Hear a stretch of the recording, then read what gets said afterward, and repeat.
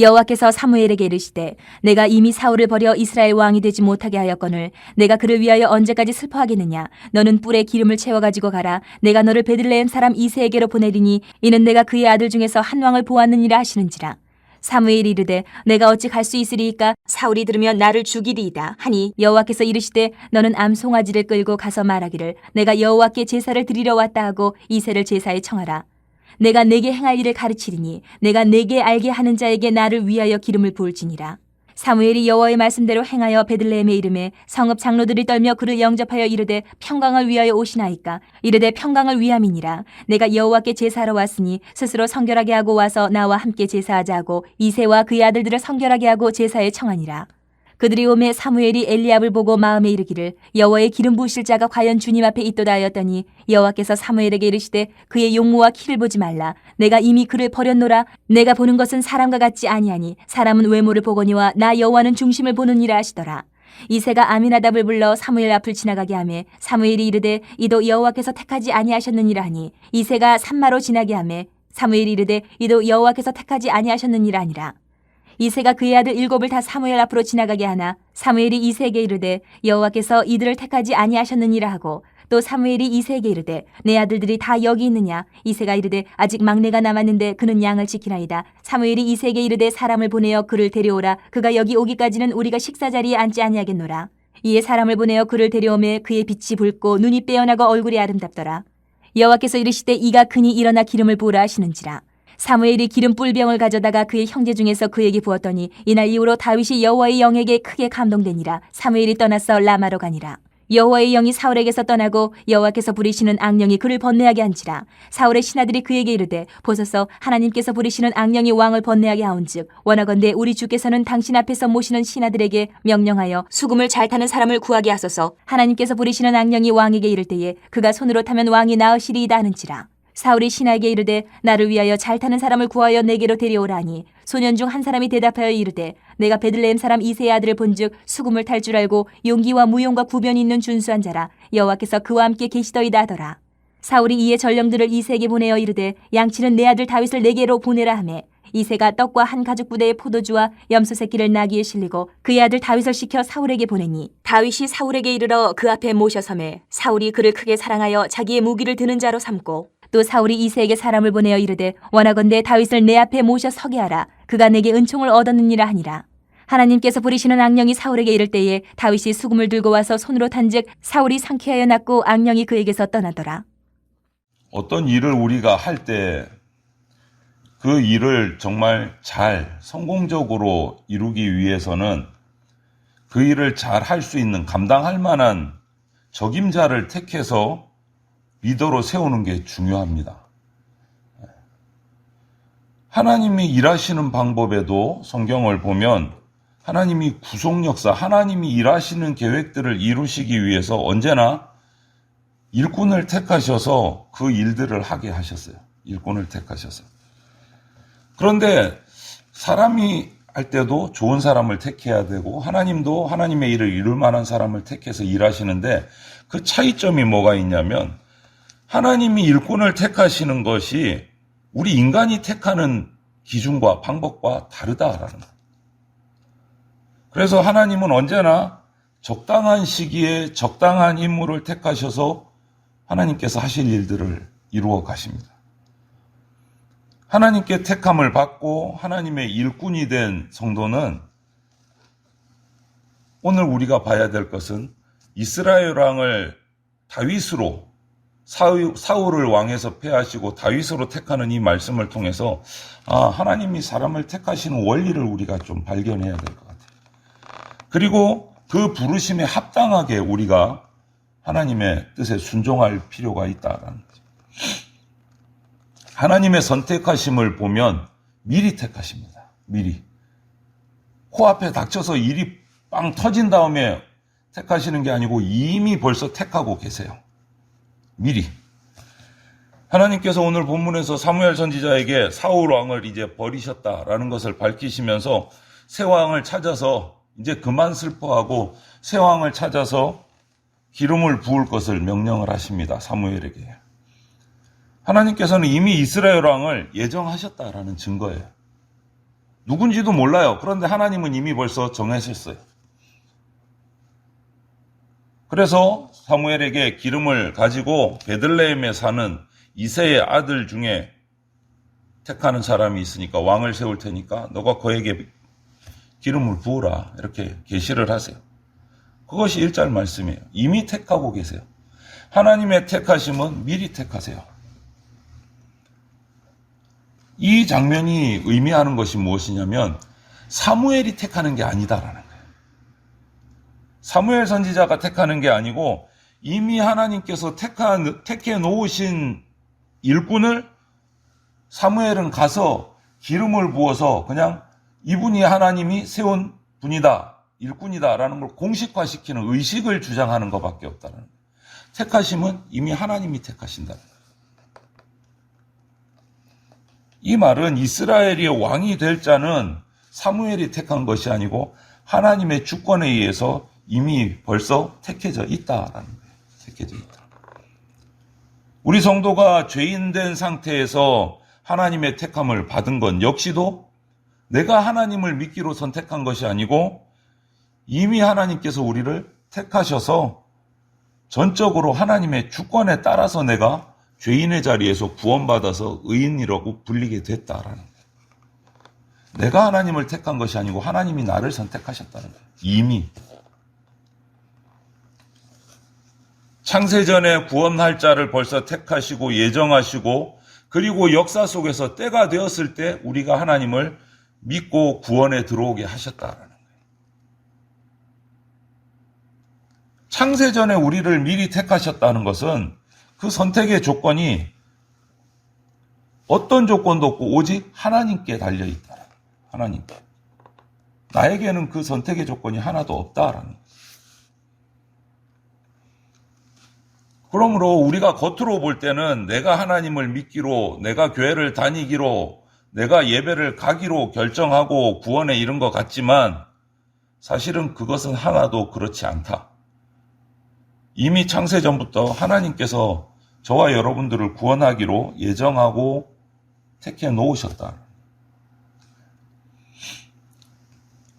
그러므로 우리는 구원받은 성도가 내가 되었다라는 것이 오직 하나님의 은혜다라는 것을 인정을 하고 우리는 찬양하고 영광 돌려드리고 감사할 것밖에 없다. 그리고 하나님의 선택하심은 오늘 2절부터 10절의 말씀을 보면 하나님은 선택의 기준이 뭐냐? 미리 선택하시고 두 번째는 중심을 보시고 선택하신다. 사무엘 선지자가 하나님의 명령대로 기름을 가지고 이새의 집으로 갔습니다. 이새에게 얘기해서 성별시켜서 나와서 제사를 하고 이제 큰아들부터 차례차례 사무엘 앞으로 나오게 합니다.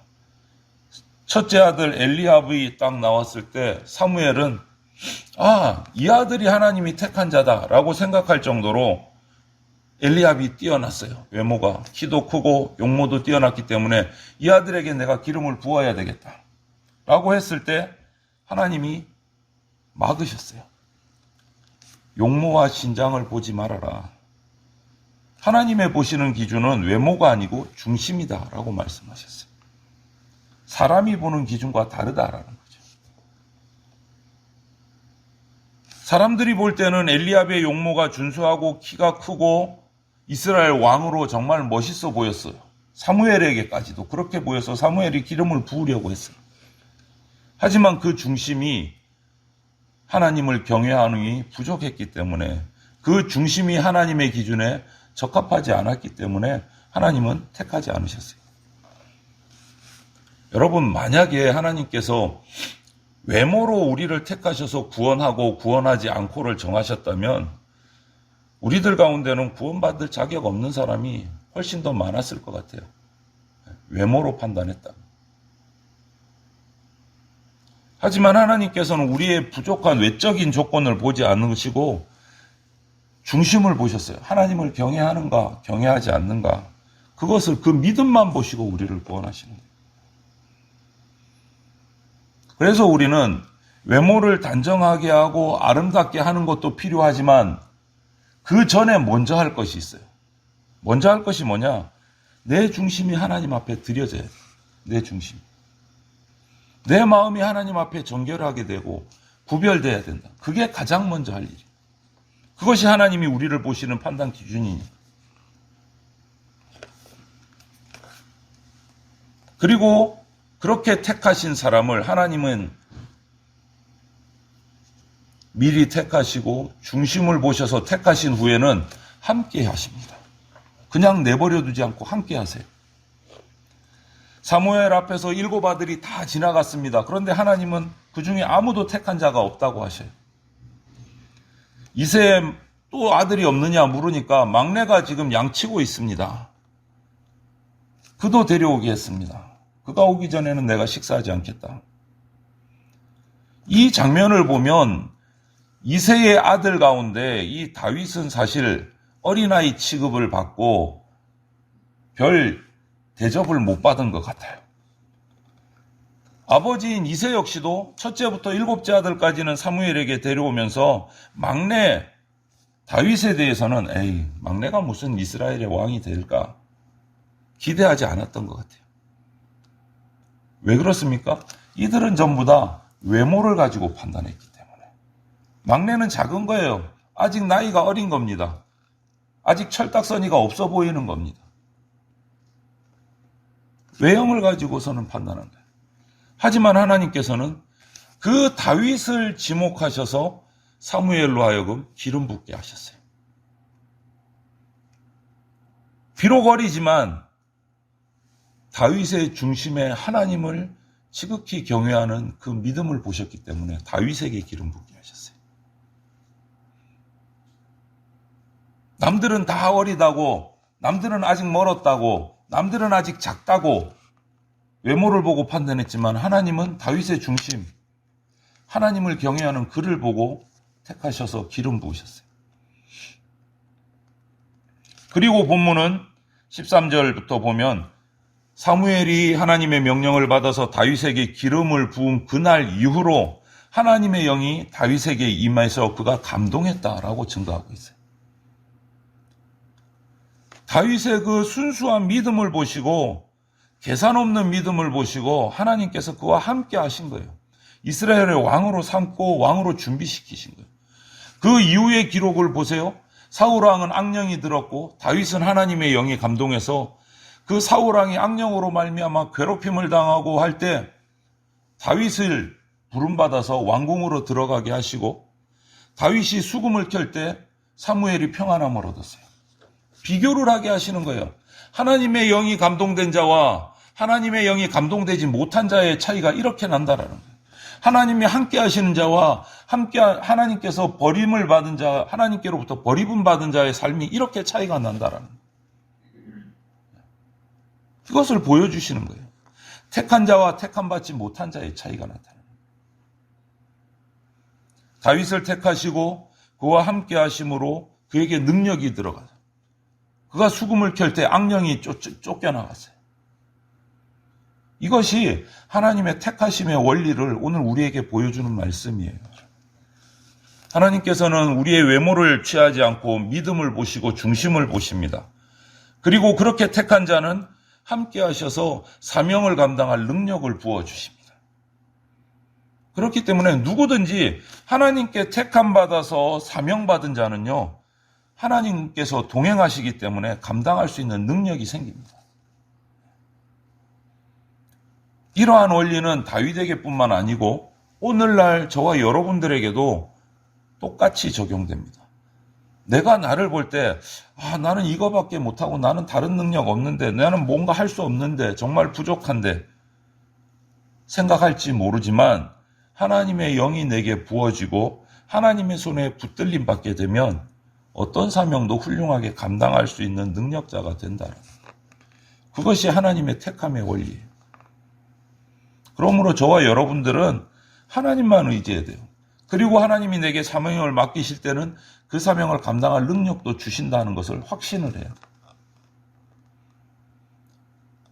성도는 아무 조건 없이 하나님의 그 주권적인 은혜의 역사로 택함 받은 사람이에요. 우리가 할 것은 딱 하나예요. 감사하고 찬양하고 순종하는 것. 그때 성령의 능력을 받고 하나님이 나를 부르시고 택하신 목적에 따라서 내가 쓰임받고 그 사명을 이룰 수 있는 겁니다. 그래서 오늘 저와 여러분들이 나의 생각, 나의 뜻을 앞세우는 것이 아니고 그것은 내려놓고 하나님이 나를 미리 택하시고 내 중심을 보시고 나를 택하셔서 나에게 주신 사명이 있음을 믿고 그것에 의지해서 모든 일에 승리하는 그러한 우리들이 되어야 됩니다. 그것이 승리의 비결이에요.